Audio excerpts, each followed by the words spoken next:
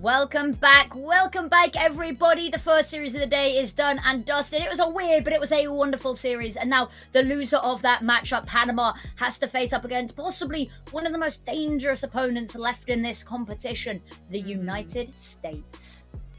This is going to be a very tough ask by any sort of a metric. The US looked very, very strong yesterday, certainly looking like the strongest in their group. And even based on what we have just seen, I think that, they're probably one of the strongest in the North Americas region. Obviously, there would have been some strong competition in Canada had they still been here, but unfortunately not to be the case. So now Panama, after, let's just remember the road that Panama have walked. A 13-6 loss, a 16-4 victory, and 16-14 victory, and then a 14 or 13 loss? 13, yeah. 2 overtimes that they've had to play through, and to still lose, and now they come against possibly the strongest team in the entire region.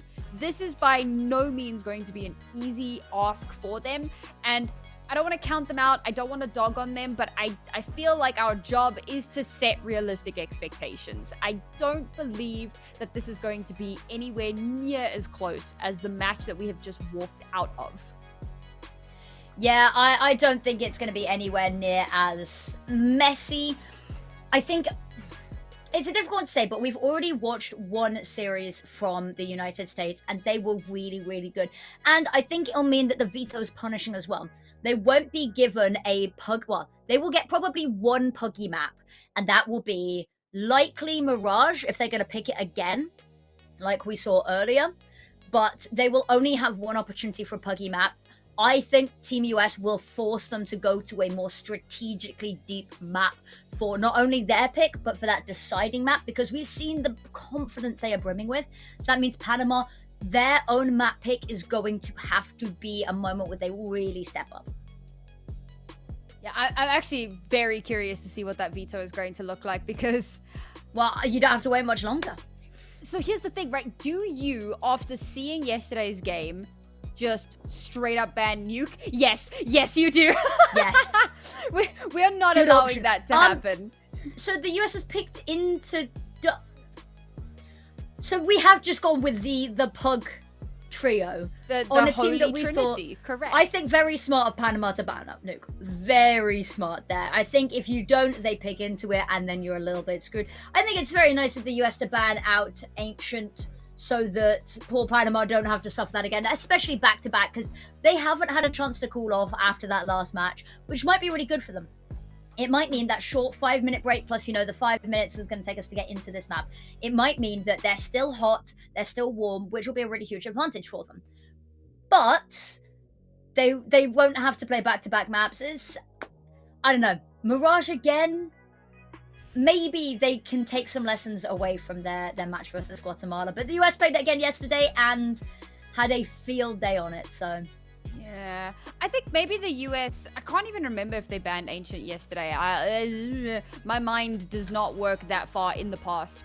But, I mean, it was one of the few maps where Panama at least put up a fight. They at least showed, some semblance of life. So, maybe you just don't take that risk at all, okay? Mirage has come through, and with it being Panama's pick again, you do have to have some options there. Dust 2, I think, so you could maybe make the same argument about Ancient, but with Dust 2 being one of the puggier maps, I think that the US are still feeling pretty confident in how they're going to be able to perform on that one. And then obviously, similar thing for Inferno, right? I myself am always devastated when Train is not allowed through, is not picked into, is not a place where we get to go. But again... I was talking about, managing expectations for this match.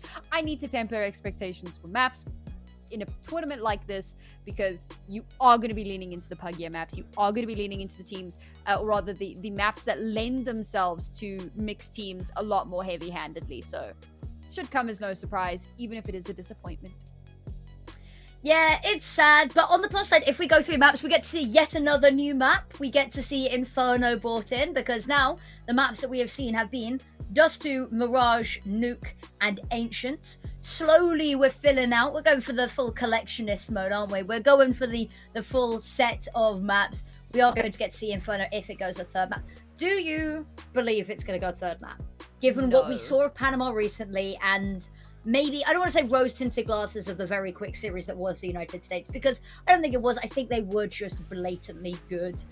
You don't think we're going 3? You don't think we're going to get to see Inferno? No, I think that the United States have just looked so good. Obviously, we only got to see the one game yesterday, but it was against Colombia. It was a 2-0. Colombia then went on to 2-0 Ecuador. So we know that like it didn't turn into like a 2-1 affair. It wasn't this like dangerously close shenanigan between the two teams.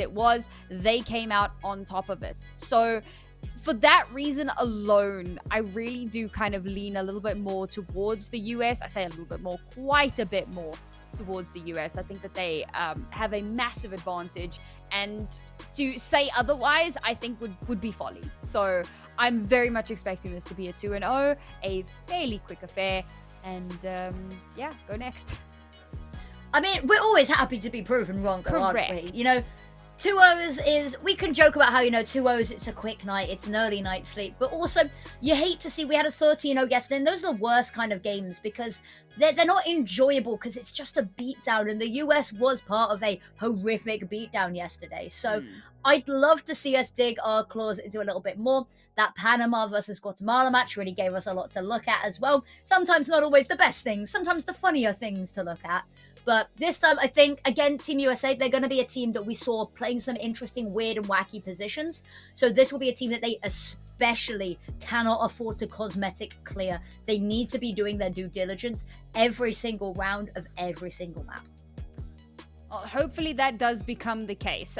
You know, I don't think that you would come into a tournament like this underestimating the US, but it bears repeating that you simply cannot. You have to be aware at all times that this is going to be a strong team, that they're going to fight back massively. I mean, they're going to put in so much into what this is, because what it could potentially mean for them is pretty exciting. And obviously they want to be able to compete on the bigger stages like I was talking about before.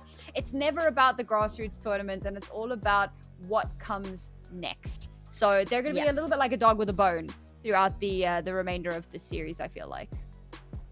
Yeah, exactly. We talked previously about how there's, you know, Panama's a region that I can't think of any, you know, tier 1 pros off the top of my head that are from Panama. It's just not a region we hear a lot from. It's not a country that we see many players coming up from.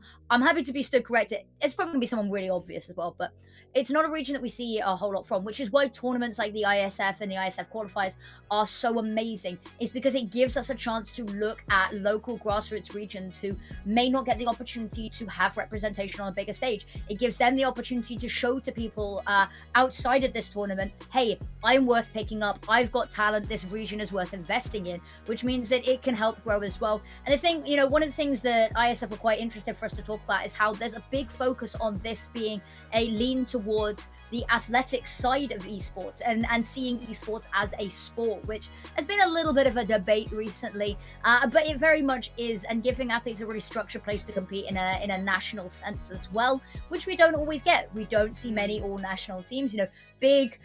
They're in a bit of trouble at the moment for not always having great results. In fact, almost always not having great results. We've seen a shift away from a lot of teams like Astralis having all Danish rosters. So it's not often we get to see a chance with a whole country coming together to put forward a team as well. So for the United States, a region that has had its fair share of jokes that it is the butt of being able to put forward a team and compete like this, is really cool to see. Yeah, I mean, I think that the only national roster at a high level that I can think of at the moment is the Mongols, which it makes sense why they are a full national roster. And for that, like I've been saying for a few months now, that the era of national rosters is dying, and they are very much the exception to that rule. If you're limiting yourself to a pool like that, very often you're going to limit yourself into stagnation. However, this is all about national pride, and it's something that we see in traditional sports as well. How often do you not see in like club games and so on, you'll have players from a variety of different countries playing for clubs of a particular country that is not their country. But when the World Cup rolls around, it's bye Felicia to the clubs, and we are ready to put our, what's the Attack on Titan thing? What is it? It's something with your heart. I know exactly what you're referencing. I know that. I don't know what you're specifically referencing, Mayotte. You don't? I didn't know that you were a little bit of an anime fanatic as well. I'm learning more about you, Sam. Affinity? My in-game name is Naori Mizuki. Okay, when you put it like signs. That, I feel like a little bit of an idiot that I hadn't pieced it together. I just thought that it was a cool name. I'd never actually looked into it, I'll be honest with you. I was just like, yeah, Naori's got a cool name. Naori's got a cool name. So anyways, it's dedicate your heart. Dedicate your heart. Dedicate your heart, yes. All the weaves in the chat. Shinzo Sasageo. Correct. We are nerds. I mean, to be honest with you, anyone that does this job, anyone that works within esports is a massive nerd.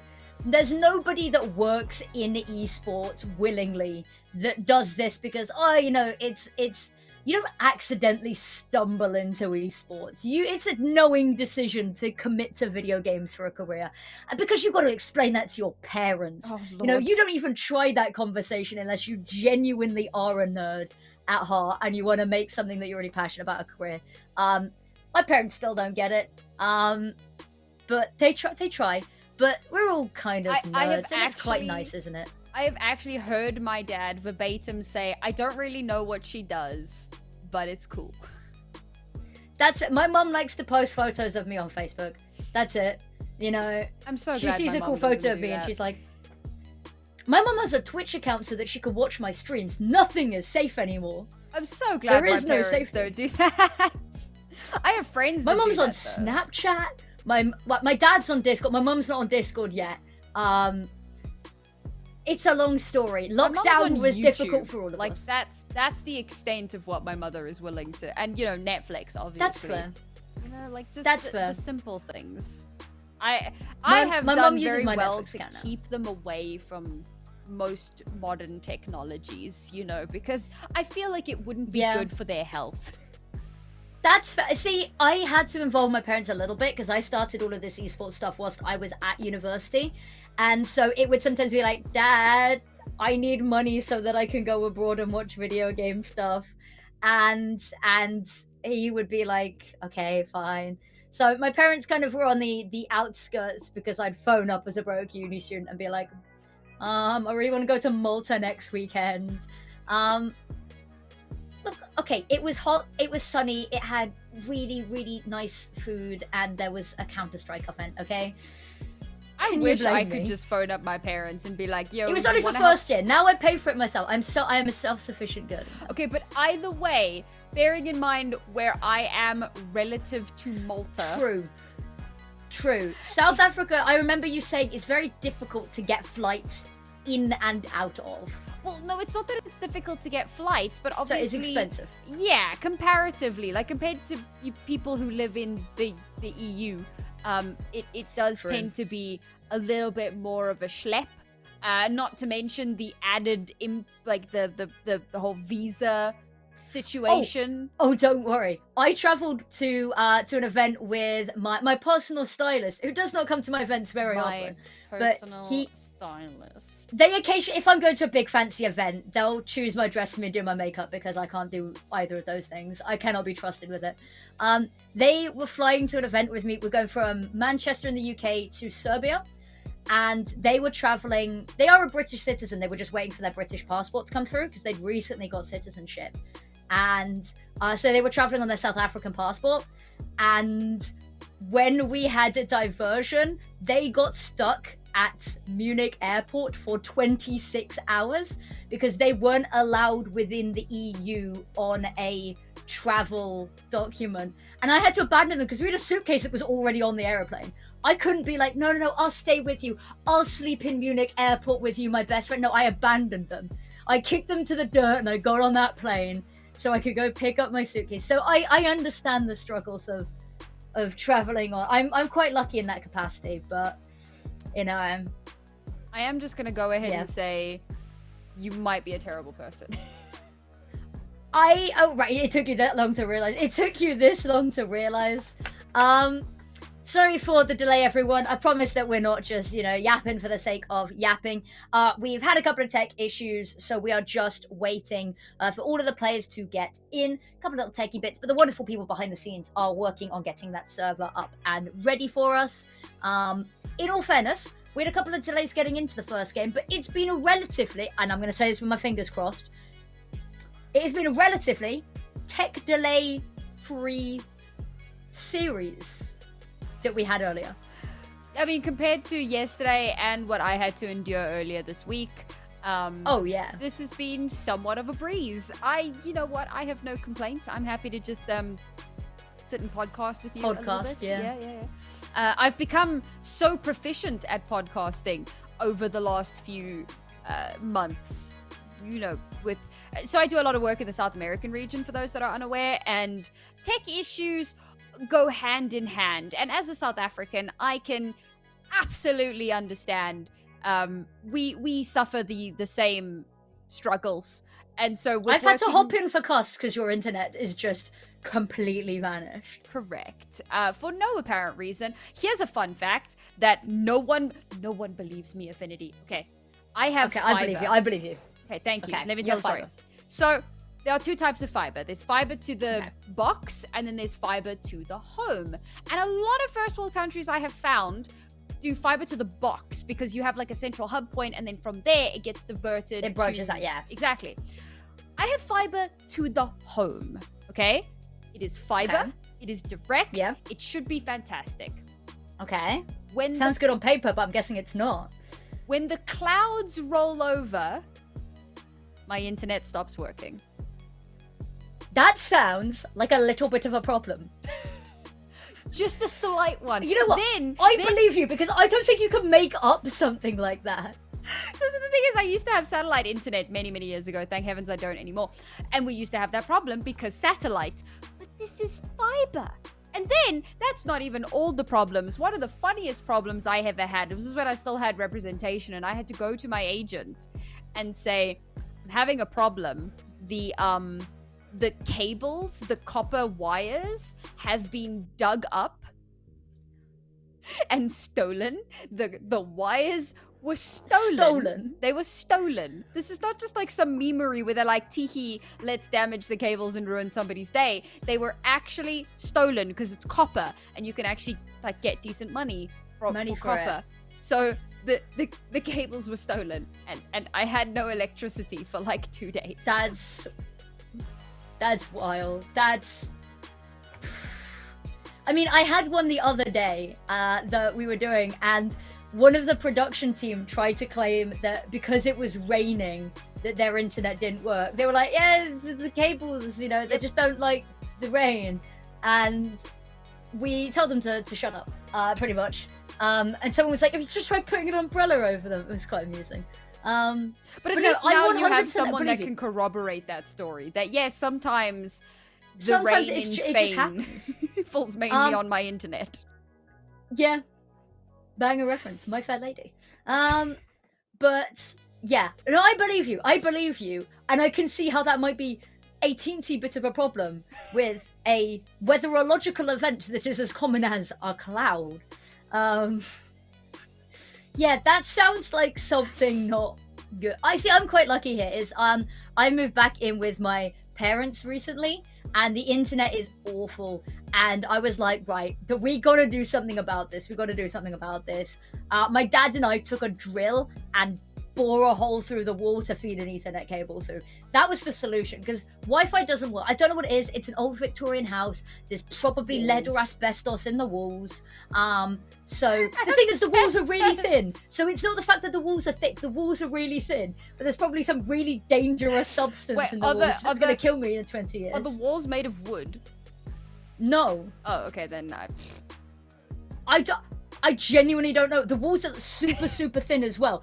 That's how much wall we had to get through to drill a hole to feed an Ethernet cable through. So it must mean there's something in the walls that is coming for me 20 years down the line. It's a later me problem, right?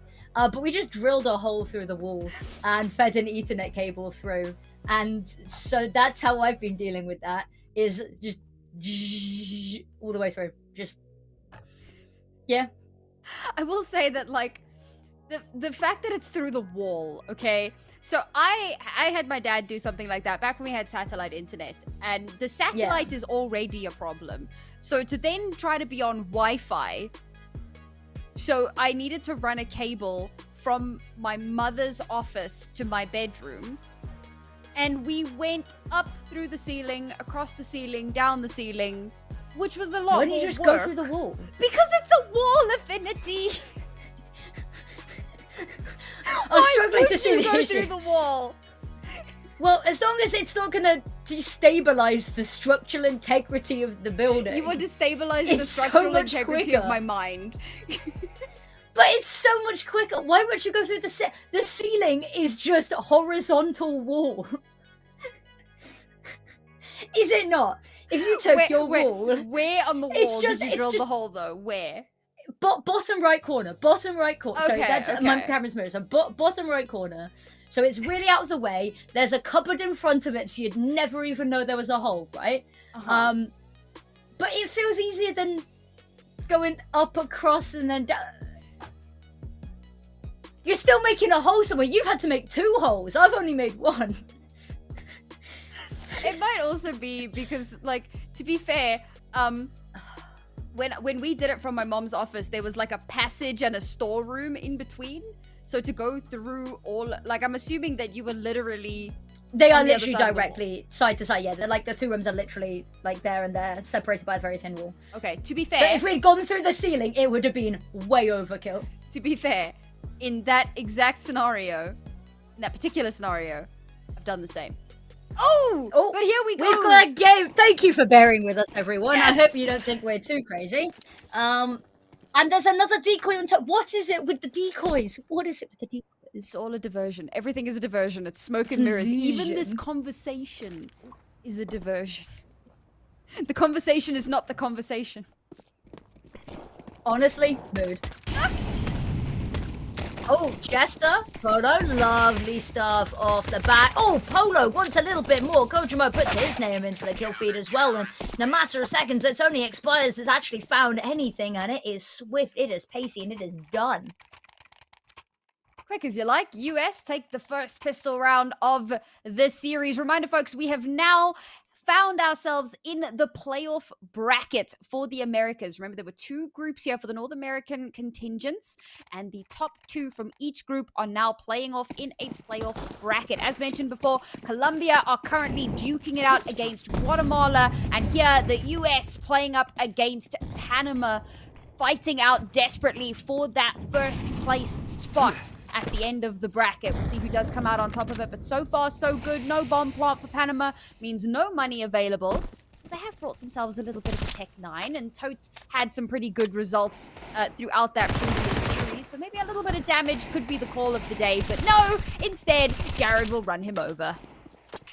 Absolutely stellar stuff. It is, if this, I know that that was only the anti-eco, but if that is the pace in which they are setting, we are going to have a relatively swift series. But first gun round, it's lacking a lot of utility, so I've got some questions that are being raised, but also Team US, they've got an ump in the mix still. I don't like that, but you know I don't like the silly guns. And I will fight you. This is a silly gun. No. Don't worry. I'm with you. I don't like the ump. I hate the MP5. MP5 is... It can get in the bin. Okay, so there is some semblance of normalcy in Microcaster. This is good. There are lines. There are lines, Sam. I'm not unconvinced psycho. you know where those lines are. Oh, the fact that Jester finds Tote there, stood out in the open.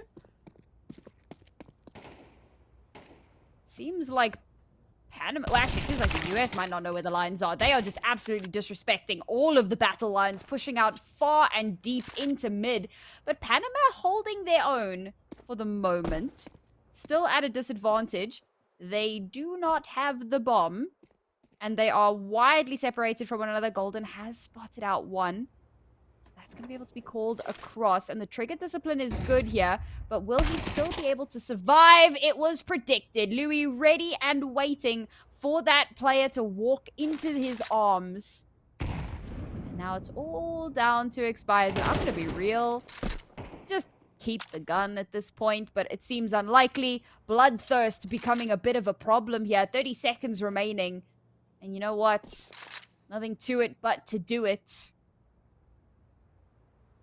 I say that. Perhaps not. Perhaps not indeed. I mean, all of the time crunch here is on expires. They know that they've got no particular issue. A little bit of a hop there, having a little bit of a jump peak. It's not going to matter. Expires just going to tuck on in, knows that he cannot get the bomb, knows that this is all kind of done and dusted, and we'll just have to sit and hope that he does not get pushed. We have the knowledge that he should be A-okay, but he's on high alert nonetheless. So he did, in fact, opt to hold on to the weapon. I'm quite glad for that. I think it was the right call to make, given the circumstances. It was close, man. It certainly felt like there was an opportunity here, but the util from the US was fantastic. That flash over top that allowed them all to swing out, and there were just 3 Panama players just chilling in mid. It's a fairly common play, but it actually nets more results than I think a lot of people would expect. Oh, Golden. You've just run straight into the crosshairs there. And those same cracks that we were seeing forming in the previous series certainly continue to be a problem here. Yeah, they certainly appear to be a problem indeed. Ooh. A little bit messy. Shots fired off. Warning shots. Polo's going to get one. Oh, pop out into the open. Zebra, it's a lovely shot. Oh, face first into Jester's going to find a second, but it is a short-lived victory. As the US storms ahead in this map. Weapons will be available for Panama once again, but I think they had no competition in mid in the first series earlier today, and now they're realizing what happens when they go against a team that does actually know where mid is. And the worst part is that the team that didn't know where mid was still beat them 13-6. So it's not like they garnered too much of an advantage from that. Here we go, guns back in hand. And again, we've got some strong mid presence for the moment. A little bit of defaulting here, which I don't hate, but again, look at this. We're just running straight out into mid. Now, thankfully, there's no one here. The resmoke to come through will allow a lot of space. This could actually work out quite nicely for them. Potential for a pincer. There you go. Turns around. Oh my god. Jester's spidey sense was absolutely tingling. That's going to shut down the attempt at the prong. I say that. There is still Tote in position here. And he too will be cut down before he has an opportunity to even see an enemy player. Jared is having an absolute barn burner of a round between he and Jester. That entire round falls apart. Pulled apart at the seams, and it's a quick and easy 5-0 for the United States. Yep, it is. And the thing is, Panama, once they have the money to keep on forcing, it leaves them quite weak in all of this. Means that the utility is not going to be online. In all fairness, they've not really had much of an opportunity to use that utility. They are being beaten face value. They are being swung into by the US. Smoke's got to try and block them in mid and in windows. There we go. They have a free path on forwards. And actually, we can see Polo's not going to go catwalk. They're just going to let them have this space this round.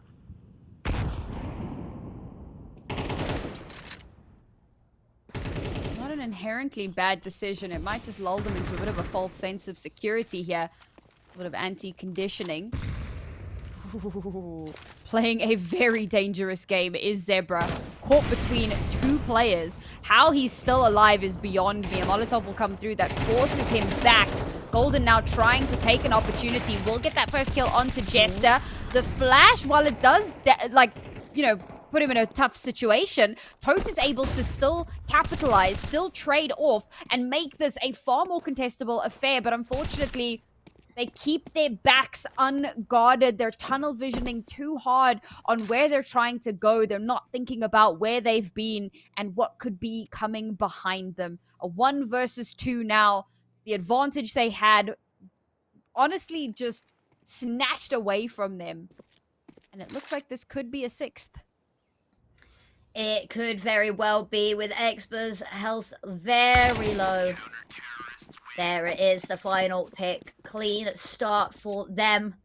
The United States, they are done. They just want to qualify already. They just want to finish this game, get ready for the next opponent, and doesn't look like they're being particularly challenged just yet. And considering this is Panama's map pick, an answer quickly needs to be found. But we did say Panama looked a lot better on their CT side. What we got to see of it, what very little, 5 rounds we got to see.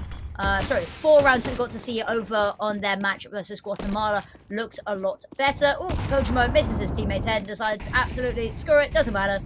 I'm just going to have a look elsewhere. Don't need a boost on up. And he's not being pushed, so it doesn't really matter.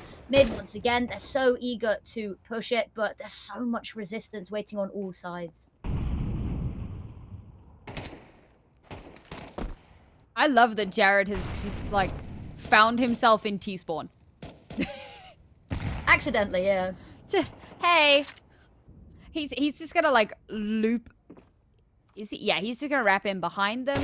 They're not gonna be aware because they never look behind them. Window's not even smoked. No one is checking for it. And that's someone losing their life absolutely for no reason. Jared now does activate. Shots to be fired from every single direction. Tote again left to try to be the hero, the last man standing, but cut down once again. The US running circles around the Panamanians. That they are. And again, they've just not really had a full eco. They're still forcing into this. They're just desperately clawing at anything they can get. And the United States, they are sat on fat stacks, only having to rebuy occasionally. Kojimo wielding that AWP now. Smoke comes on out. Whether it's respected or not is another matter. HE to go over the top to see if anybody is going to cross. It leaves them wide open, sitting ducks, but Golden finds a pick anyway.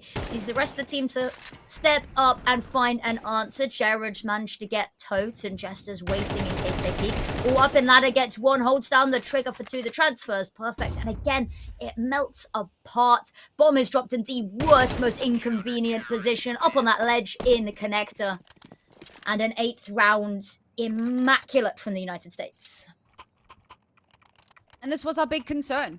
We knew that coming into this, they were a very strong-looking roster, and that it was going to take Panama digging very deep to find, to kind of carve themselves a path into this series. Not even necessarily through the series, but just to get into it. Already 8 rounds up, and the US are looking like they're going to be angling for that 12-0 and possibly even the 13. Now Panama find themselves an entry, and you might start to think, you might start to believe, but very quickly Jester sprays through and 2 of their players are lost incredibly quickly. Deborah's making it somewhat contested, but he's going to get traded as well. The US so quick to respond. The moment a head is shown, it gets blasted off, and we go to 9.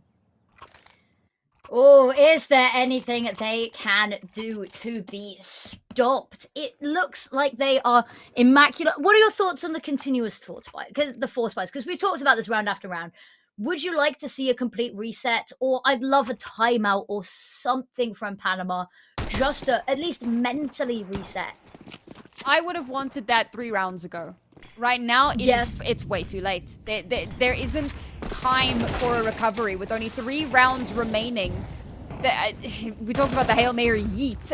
This is just a regular old Hail Mary. Just gonna keep throwing money at the problem and hoping that that solves it. And isn't that just the first world mentality? And unfortunately, in this particular instance, throwing money at the problem does not seem to be the solution. It's going to take a whole hell of a lot more. It's another very close round that the Panamanians have brought the US very close to their knees, but will it be enough for them to actually take it home? No, it will not. A stunning collapse gets the US up to double digits.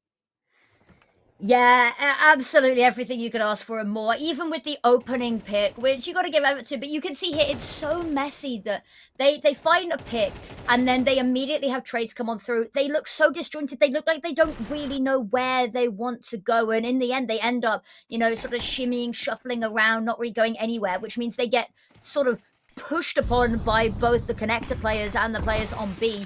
And leaving them open in all directions. They seem so unaware that when their attention's in one direction, it's object permanence, isn't it? It seems like when they're focused on one area, they forget everywhere else on the map. Absolutely, yeah.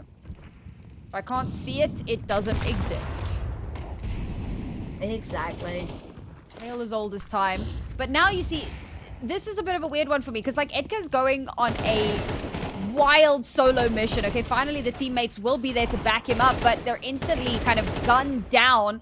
Ooh, he's gonna go and get 2 for himself. And again, it's another close round. And the more this goes on, the more I start to think Panama, it feels like there's a way in, but it's all about finding those final kills.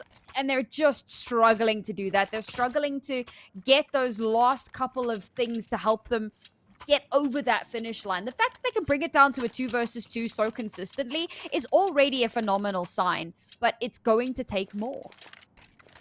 Exactly, but I think that's the issue as well, is that not only for the US does there seem to be a little bit more cohesion, it seems like they are individually a little bit more refined. The double AWP coming out here as well, something we haven't seen yet today, and well, if 1 was causing so many problems for Panama, I can imagine that 2 is going to double the issues they are facing. 1 by 1, Panama peak again.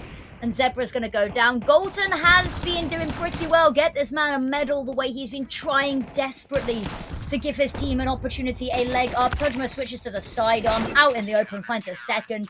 They are merciless, and that is a flawless half. Feels like any opportunities have utterly dwindled away at this point. I mean, we can talk about the importance of a pistol round, and sure, that's something, but when you're at 12, the chances of a recovery are almost 0. And often we say that and it's quite exaggerated, but in this particular instance, it is quite literal. Your chances are unbearably low. And if the US continue with the same trajectory that they've had thus far, it's 1 more round and they'll open things up beautifully. Polo, all on his own, has cleared out the A site. That's pulling rotations across. It's exactly what they wanted. And he's still alive. He's still causing problems. And it's all going to be down to Expires to try and hold the line on the site. He's going to get deleted instantly. The bomb to be planted. Zebra, how much more pressure can you put on one man's shoulders? Thankfully, I suppose, the pressure is relieved very quickly, and the United States take this in a dominant 13-0 fashion. Was that 15, 20-minute map? Absolutely ludicrous scenes coming on through here, and that's just the strength that the US is bringing. They felt maybe a little bit more challenged in their own group when we saw them yesterday, but not a single fight to be put up. Golden, you gotta give credit where it's due, was finding a couple of those opening picks, but the rest of the team was already dead by that point, or they couldn't find a way to really wrangle victory from the jaws of defeat there. And yeah, bit of a difficult one, and that was, of course, Panama's map pick. There are bad omens, and then there is whatever that was. Yep. It is a sign. It is a sign of things to come, and unfortunately, it is not a sign. It's not the one that Panama were hoping for. And no. I mean, we set the expectations. And I think that it's what's also really important to mention. We kind of mentioned this a little bit yesterday, but these teams don't have a lot of access to really strong competition because they're of smaller regions, they're of kind of underdeveloped regions. And you have to bear in mind that the players in the US have a lot more access to that. And it's not necessarily about playing the wild cards and the complexities when they existed. It's more about just having access to more teams, a wider pool of teams. You know, you have LAN events, you have so many more opportunities to grow and to and improve. And clearly these US players have taken a lot of those opportunities and they have hit the ground running. And how that will translate to a more international stage, that's yet to be determined. But for right now, they have certainly kind of shown themselves as the forerunners of the North Americas, with Canada not being here. But that's going to be our first map done and dusted. We're going to be heading off to the actual dusty map very, very shortly. Don't go too far away, folks. We'll see you in a bit.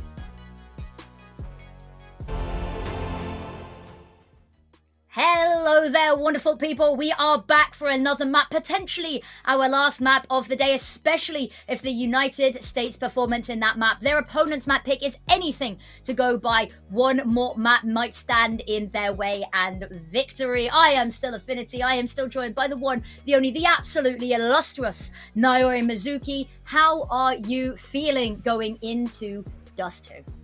Honestly, a little bit sad. I think that I was hoping for a bit more of a fight out of Panama, particularly given how those last two maps of their first series went. Yeah. But you do have to factor in that on top of everything else, there's probably also a little bit of fatigue that comes to play as well. But for the US contingent, I'm sure that those fans are absolutely losing their minds, because one more map and they'll be able to walk away with this series, heads held high, feeling very confident in what they have accomplished. So, you know, in terms of that, I'm feeling pretty good, and I'm looking forward to seeing how the rest of this series shapes up.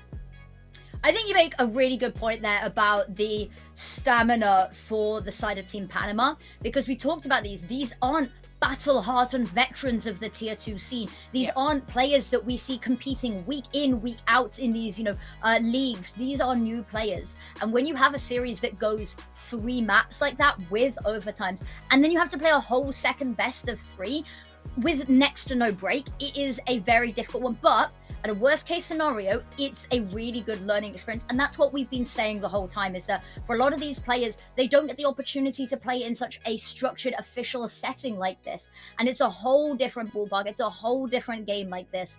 And whilst it's going to be difficult, whilst it may be a really rough series, they are going to come out the other side stronger CS players. Absolutely. It's all about the learning curve. It's about, what you can take away.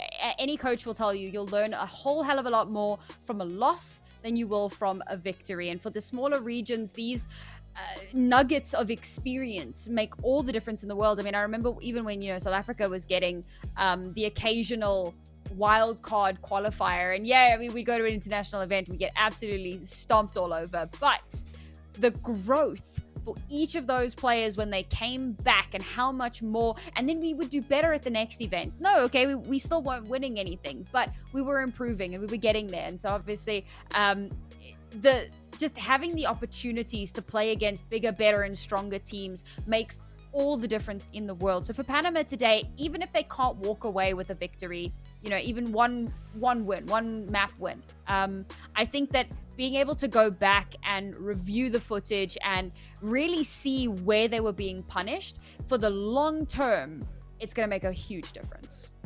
Oh, absolutely. Absolutely. And it gives them a chance to be put on the map. We've said this a couple of times, but maybe people might just be joining us, is that it gives a lot of these players a platform. And VODs, that's the other big thing, is they have a stream VOD that they can walk away from. They can't just say, oh, I played in the Iesf qualifiers. They can actually take this and go, here is proof. Here is what I can bring to a team. Players like Golden, who maybe aren't winning, but have really, really stood out to us and really shone. They can walk away and go, hi, this is what I can bring, even on a team that is a little bit chaotic, that I'm not used to. Imagine what I can do on your team when I have a chance to settle in. And it's really tangible, which is great to see. We've seen, I mentioned earlier, success stories already coming out of Iesf specifically, especially with the women's scene in the Counter-Strike, is that Marie, who is playing for Team Denmark, ended up getting picked up by FlyQuest Red, because when they were doing trials, when they were looking for players, they went, hi, yeah, we played against you. We were really impressed. And it's going to be stories like that and nades like that that are going to be what Panama needs to show the world. Very chunky kickoff here. Nasty little bit of a stack there. And okay, we even get an opening frag, but we do have some trades back. Now, Panama still with an advantage. Have awareness that there's a large contingency kind of stampeding its way up this long position. Now they have to be so careful about how they take these fights, because the US are absolutely fearless. So you have to find the chinks in the armor, because otherwise they will run circles around you. Kojimo in the 1v2 brings it down to the 1 versus 1, drops down. A little bit of a runaway. Oh, he's going to get caught on the cross. Doesn't matter. He still manages to land the shot. And in an unlikely scenario, the US go up by 1. Yeah, they do. And you got to highlight the little micro elements there. Kojimo knows that he's running low on bullets, right? He knows that this isn't going to be a clean firefight. So he ducks away. He retreats to a position that it's safe to reload. He doesn't want to risk this duck head down, hope I don't get swung. He falls so far back, puts himself at a disadvantage trying to fight this uphill battle afterwards, but knows he at least has a full set of bullets in the chamber, and they will be awarded a much better buy because of this. There is a force coming out here. Oh, Toten Golden showing us how it's done. It's a beautiful kickoff here for this next round, and maybe it'll stand them in good stead to hold on a little longer, but it's not the first time that they've had 2 opening frags. It's not the first time that they found themselves in an advantageous position but weren't able to hold on to it. And very quickly, Jester is going to bring this into a far more doable scenario for the US squad. Another kill to follow, yet one more. Does this man have any breaks at all? Mojo will steal one of the kills on the round. But now, blood in the water. Edgar's the last one alive. The bomb's been planted. And they don't even have to go for this. They don't have to thirst it. They can just chill, hang out, and... Is that even wall bangable? I don't think so. I'm pretty sure that's just memes. Scare tactics. Well, there you go. 4th kill as well. Well done, Jester. Yeah, it's a difficult one there. The situation falls into disrepute, and you said it. They've been in 3v5 situations, and more often than not, I say more often than not, 100% of the time in the series have been winning them out. And it's a difficult one to contend with because you can have a really good start, and by all accounts, we should be like, this is a really good start. This is a round that they can spiral and win, but we don't have that confidence we can put in them yet. Kojimo's on an SG already. This is round 3, and we're putting out the scoped rifles. Jared, Kojimo both find opening picks. It all comes tumbling down very quickly. The 4 spy gets put to bed. Toad's got another decoy, throws it out there, is not fooling Jared, not even in the slightest. A1S picked up. Upgrade that Galil, and now they've taken so much space. Kojimo already posted up long, waiting for this. Not going to clear him out. He's just going to hold the line. And Panama, once again, have to concede this round. And Polo's just going to hunt this down. No, that's just disrespectful. You know what? Fair enough. You want to be taken seriously, you've got to put up a fight, unfortunately, and that does tend to be the attitude for a lot of these higher tier teams, and you got to put up or shut up, as they say. And unfortunately, Panama just have not been able to put up a scoreline. They haven't been able to wrangle the respect that they maybe feel that they deserve from the US roster, and until they're able to do that, well, situations like that are likely to continue as we head into our 4th round here. And once again, it's Jester to crack it open. Jester and Kojimo having an absolute barn burner of a map so far. Only 3 rounds in, but averaging 2 kills per round, which is very impressive in and of itself. But we're just going to keep hitting this A site, because if it ain't broke, don't fix it. We have got a little bit of a lurk coming through here. It gets spotted, shut down unceremoniously. Last player standing, not for much longer. 4 rounds on board, and the US are on a runaway train. Yeah, it's brutal is the best way I can put it. That little sequence at the end, every single shot feels powerful. Polo's got the AWP out now. It's going from bad to worse, Panama right now. If this is the T side start, imagine what happens when they get onto that CT side. But this is the strength of the US team. We said it, you win or you learn, and there is going to be so much to learn here. Polo immediately, Decker taken down. Ooh, Golden has a chance here. There's utility out in hand. Ooh, Jared ducks his head just in time and manages to back away into the smoke. HG to go over the top is going to hurt. Golden feeling the burn. A little bit messy, but Louis has already got everything sorted. They pushed on the site. Again, if it ain't broke, don't fix it. They go A once more. Tote in mid might be able to cause a couple of problems. Not when Polo is sitting shots like that, but 1 versus 3 is just a bit too much to ask. And trying to hit it with the deagle. The rest of the team's going to jump down. It's just a matter of who finds the kill, and there we are. Break the legs in the process. They all go hunting, and it's flawless so far. And that brings us up to 18 rounds in a row for the United States. I think what's really scary about this is the fact that, like, one of the things we kept talking about on Mirage was the fact that so many of the rounds were so close, like 2v2, 1v2, and it was just about closing it out that became the problem. This time around, the US have been very clean. They're not making really any missteps throughout the entirety of this map so far. And okay, we're only 5 rounds in, but 5 rounds is 5 rounds. You can't take that away from them. And if they continue along with that trajectory, then all hope may be lost for Panama, as once again, a very strong opening frag to come through here. That's going to basically open up this B side. One holding in towards mid to try and stem the tide. Unfortunately, Jared does get taken down, but his teammates are set up. How on God's earth have you gone and done that, Expires? And somehow, while full blind, 3 back-to-back headshots, 2 of which were collapse. I don't know, but it turned an unwinnable round into a round on the board. Their first in 18 rounds. This is what we'd like to see, and this shows that they are not down and out for the count just yet. And the fact that they do it with a weak buy. We said this though, Panama are a team that managed to really surprise us on some of these sort of eco thrift rounds.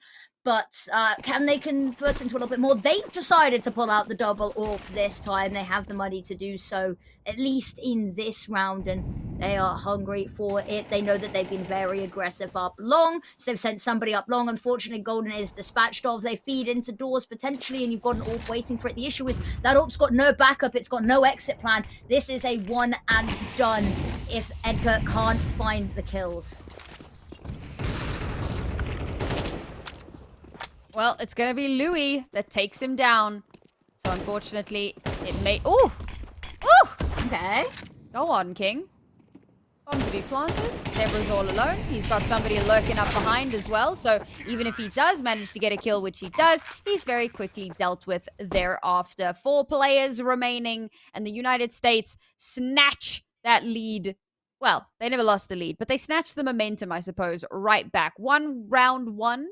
It's not going to be enough.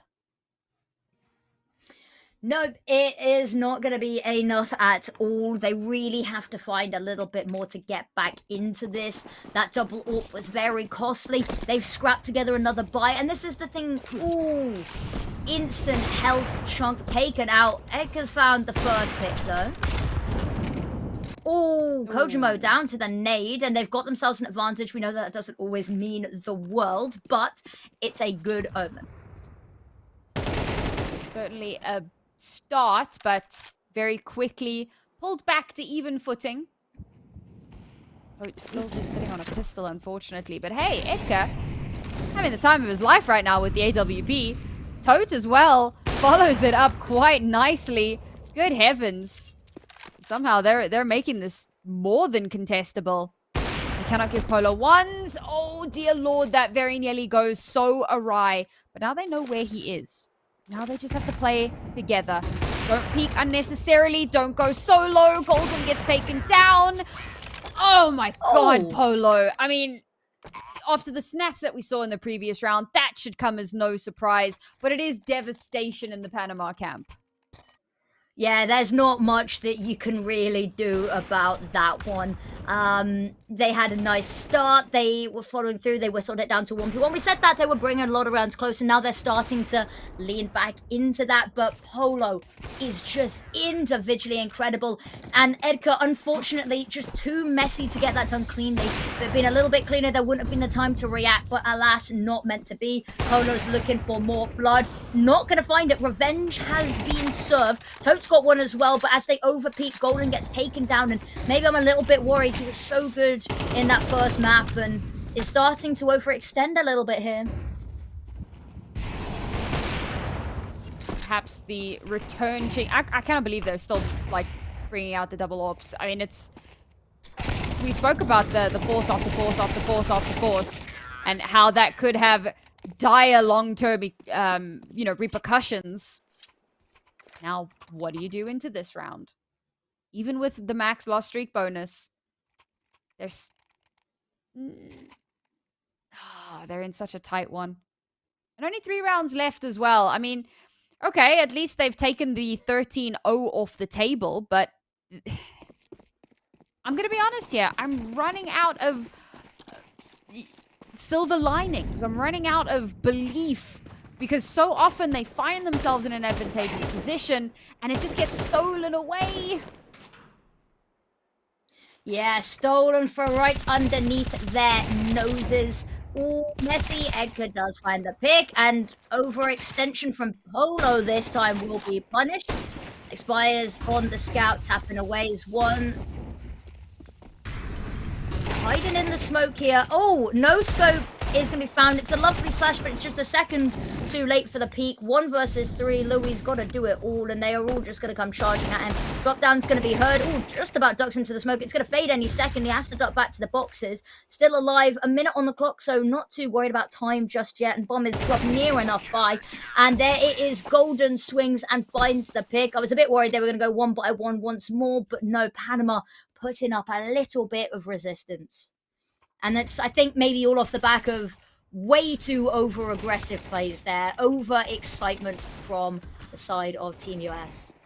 Well, I am happy that the moment I say, ooh, how on earth I've run out of, steam for this team. But literally moments later, they're like, don't count us out just yet. Still in with a chance, still in with a possibility. Tote getting dangerously low so early on. And right after they manage to make that magic happen, they're way too aggressive. They get steamrolled, bulldozed, flashes in their faces. And the first line of defense has crumbled under the might of the United States. They've already made great progress up this long position. Zebra, beautiful spray down, and that might just be the stay of execution that they've been waiting for. The HE connect onto Jared, and Kojimo last left. The US may just pay for their hubris here. They may indeed. Nade goes deep is going to cause them some worries. I think the saving grace is, whilst the AWP is not a great weapon to have in this situation, potentially does have the bomb on back, and they are be unaware, but Molotov comes forward. Oh, spots the player as they run away. Can't quite find the kill. Knows he needs to deal with this issue right now. Another missed shot, has to switch to the sidearm. They've dropped down right in front of him. They managed to switch places. He's still going with the AWP here. Pistol. Oh, they're just going to try run him down. Is he going to jump around the side? No, he's not. It's a little bit of a game of cat and mouse, but luckily Panama, they're not going to let the opportunity slip through their fingers. That round was extended for way longer than I had expected it. I'll be honest, I thought that was going to end far earlier than what it had. Once Kojo got into that 1vx scenario, it was like, surely we just clean it up now. But, a valiant effort made. But unfortunately, not going to net them the results that they wanted. Fortunate, however, for Panama, who have once again fought the second AWP. It has given them opportunities that they had struggled to capitalize on, but with this being the last round in the half, it's now or never. Last chance to give themselves something to work with in that second half, but already 2 of their forces felled, taken offline. And it's down to the 2 AWPs on opposite sides of the map. And the one little bit of presence in mid here, the MP9. That could pay off. But could do absolutely nothing. And with the severe numbers advantage in favor, I say severe, it's one person, but they do have superior weapons. And that in and of itself could be the deal breaker. It could indeed. Jared gets another, and now suddenly the gap, the chasm in player advantage.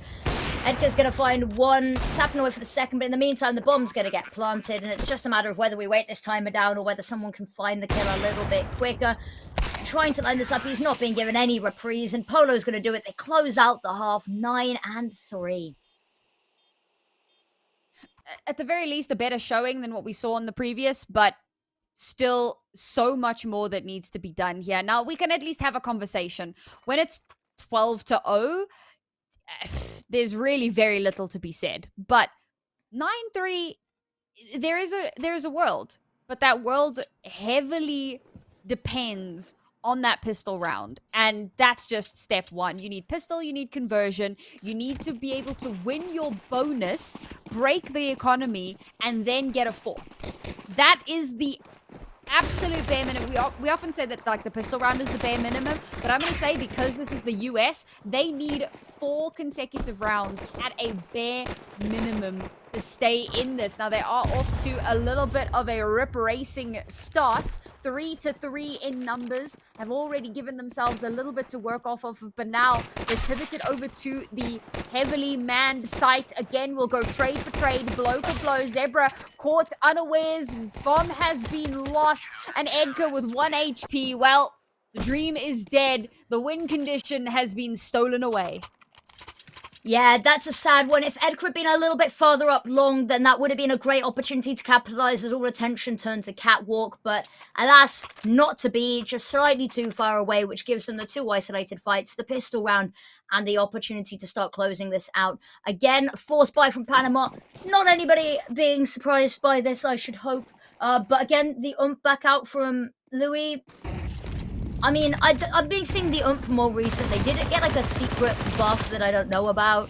Or not that I'm aware of. It's, some people just want a brand identity, a signature, don't they? Some people just want to see the world burn. Exactly. I am one of those people. Ooh, Golden not going to be able to find anything. A frantic Hail Mary spray at the end, but that is the United States putting themselves up to 11. And more, those chances, opportunities, and dreams dwindle away.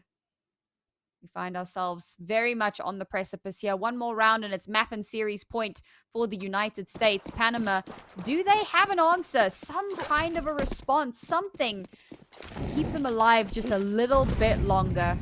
It's going to have to happen in this round if it'll ever happen at all. Cannot afford to make a misstep. Louis already has taken so much early damage, has been forced backwards, and is going to have to rely on the rest of his team for some kind of support. Jared now playing the car position. He is backed up, but he's going to have to rotate off. But they've stalled out Panama massively at the bottom of the bomb. They have indeed. Kojimo with 2 back-to-back is just closing the lid of the coffin ever so surely. And now there we go. The run down the side. Polo gives them a bit of a taste of their own medicine. And now series point A. It's not going to, let's be real with ourselves, it's not likely to be a reverse sweep. 9 rounds to bring it to overtime and then taking that final map. But Panama, can they dig deep? Can they extend the playtime just a little bit longer? Tote's got a decoy, so I'm totally convinced.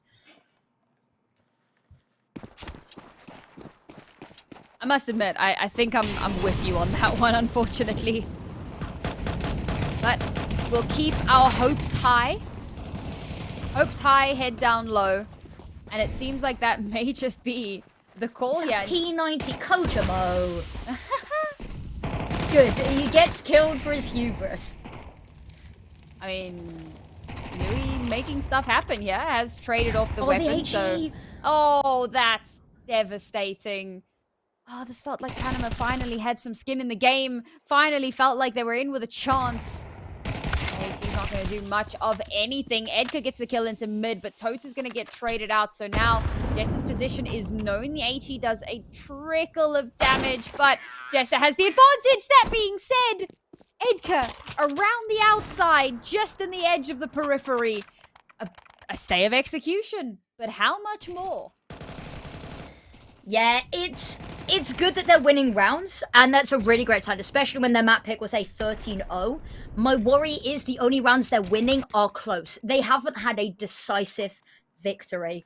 And the money in the back pocket is just so immense. They are not going to be given an eco round. If they win this one, potentially they break the bank and they have an opportunity, but big ask, and the money isn't all there for them. Utility's lacking. They need an opening pick. The flash, however, from Jester's so good, but only good for one, actually, mind you. Jester's got a second.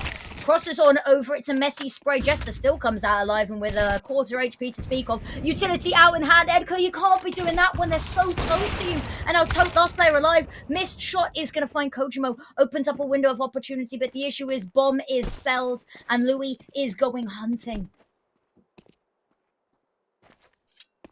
Tote has got the world on his shoulders right now. And it looks like he may just walk straight into Jared's crosshair. No, throws a bit of util, turns around, realizes there's someone behind him watching for the util. As he heard the jump up, he must be aware. Spots out the hunchback, gets the head. So does manage to connect, but going for the weapon is too dangerous an ask. It doesn't matter. Turns around, heads back towards the site, and is punished. A 13-4 victory for the United States on the second map here in our first playoff game. They will advance through the bracket looking incredibly clean. That they will indeed, Naori. It was an immaculate showing. You know, 13-0 in the first map, and we were very worried, given how the second started, that it might have been a quick 26-0. But Panama, to their credit, they put some rounds on the board against an incredibly tough opponent. But I think this is what we were singing about earlier, is that Panama-Guatemala game was so important because somebody had to play against this bastion of the Americas qualifier, and unfortunately for them, it was Panama. And the United States, they're looking clean, they're looking clinical. I don't think they really have any competition left. Certainly does feel like that may just be the case because, well, bearing in mind that the teams that are in the playoff bracket, it's Panama and Guatemala, as we mentioned, and then there's Colombia, who the US have already beaten. They've obviously just beaten Panama now as well. So realistically, all that's going to be left for them is Guatemala, assuming Guatemala beat Ecuador. Obviously, we can't really speak to the strength of Ecuador. We can get to see them play. So there is a world in which that final confrontation is going to be, either a rematch between the US and Ecuador or the US finally taking on Guatemala. But based on how strong the US is looking, I remain unconvinced. I think that this is very much going to be the US running away with this one, and well-deserved as well. They have looked very strong, and so to take anything away from them would honestly be folly. Yeah, exactly. Couldn't have put it better myself. And it's amazing to see, everyone joking about the NA scene. The US team is looking amazing. I love the little cartwheels at the end. I'm hoping we get the very last kill here because Edgar did go a little bit flying. There we go. Little cartwheel, little acrobatics to end us off, but didn't even break a sweat there. Absolutely incredible. But that is going to be us done for the day. Any parting words, any parting thoughts for us, Sam? As always, a huge thank you to everyone involved with production. You guys make all of the magic happen. So we're very grateful for all of the work that you do put in here. Thank you, of course, to all of the viewers who've come out to support your countries and to support your fellow countrymen, because let's face it, you guys are a huge part of why they do what they do. Yes, they want to become superstars. They want to be the donks of the future. But without the fans backing them, it is a little bit of a hollow victory. So a huge thank you for everybody for coming out. And a reminder that the weekend is not over and we will be back tomorrow. We will indeed. But with that being said, we are going to say goodbye for tonight. So we will see you bright and early tomorrow. Oh, I believe, no, sorry. We have still got a little bit more. Oh, still got a little bit of time to go. Fair enough. All right. Well, I'm taking a look at the standings that we've seen so far, and we don't have an update for the other game that was happening, the Guatemala-Colombia game, just yet. So I suppose that is somewhat fair, given how fairly one-sided our matchup was. So that does make a lot of sense. So we've got a little bit of time before we actually get the results of that one. But as mentioned, you know, Panama looking very good at the moment. Then over in our Americas B bracket, we had Argentina versus Brazil slated, as well as Uruguay versus Chile. And I think we also don't yet have the results for that either. So very, very exciting, waiting to see you know, what these are going to be looking like and what our future matchups are going to look like as well. Yeah, exactly. Everything's still kind of up in the air at the moment. But that's exciting. It leaves us with lots still to look forward to. And I've been quite enjoying it. It's been a little bit of a weird topsy-turvy today, hasn't it? You know, one really dominant sweep and one map where it was, I used the word otherworldly, and I think I stand by that. But Panama, lots still to learn from this as well. But yeah, I think, you know, I'll let you send us off, Sam. I've done a lot of yapping. I'll let you be the one to. All right. Well, as said, thank you so much. Thank you, Affinity, for being with me here today. And as said, we will be back tomorrow. Same time, same place. So make sure that you are here for the exciting conclusion of the IESF America's Qualifiers 2025. And until then, have a lovely evening.